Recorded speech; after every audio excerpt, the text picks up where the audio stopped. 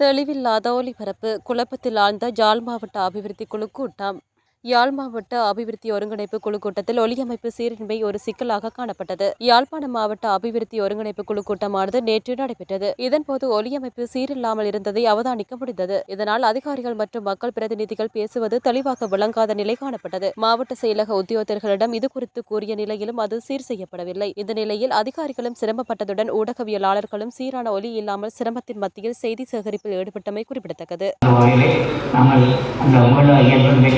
மட்டுமல்ல அவர்களுக்காகவும் மேலும் அவர்களுடைய வாழ்வாதாரங்களை மேம்படுத்தவும் அந்த வகையில் அடுத்த ஆண்டு எங்களுக்கு மிக முக்கியமாக இந்த கூட்டத்தினால் பாதிக்கப்பட்டவர்களுடைய மக்களுடைய மேம்பாடு மற்றும் பல அபிவிருத்தி திட்டங்களை மேற்கொண்டதாக இருக்கும்.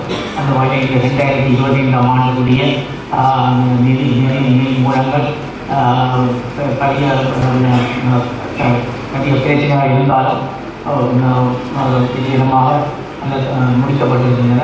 அந்த வகையில் அனைவருக்கும் பாராட்டுகளை தெரிவித்துக் கொண்டு நாங்கள் 2026ஆம் ஆண்டு ஒரு அபிவிருத்தியை நோக்கிய பயணமாகவும் இந்த பாதிக்கப்பட்ட மக்களுடைய முன்னெடுத்து இருந்த ஒரு ஆண்டாகவும் அமைய வேண்டும் என்று கேட்டு அனைவருக்கும் நல்ல புத்தாண்டு வாழ்த்துக்களை தெரிவித்து நிறைவு செய்கிறேன். அப்போ அந்த அகற்றத்தான உங்கள் காலங்களும் எல்லோருக்கும் தெரிவிப்பாய்கின்ற போது அந்த புயலின் காரணமாக முழு நாடுமே பாதிக்கப்பட்டிருக்கின்ற நிலைமை.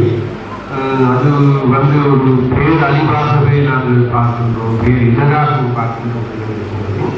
அப்போ அந்த நிலைமையிலிருந்து நீங்கள் சென்ற ஒரு போராட்டத்தில் இன்றைக்கு நாடு என்ற வகையில் முழு நாட்டு மக்களும் அல்லது சென்ற அனைவருமே செயல்பட்டு கொண்டிருக்கின்ற நிலைமை.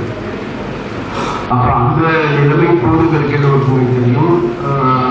அந்த புயல் காரணமாக எங்களுடைய விசேடமாக எங்களுடைய அரசு துறையில் இருக்கின்ற அனைத்து அதிகாரிகளும் உண்மையிலே அரச திணைக்கள உத்தியோகர்கள் அனைவருக்கும் இந்த உலகப்பட்டிருக்கிறது.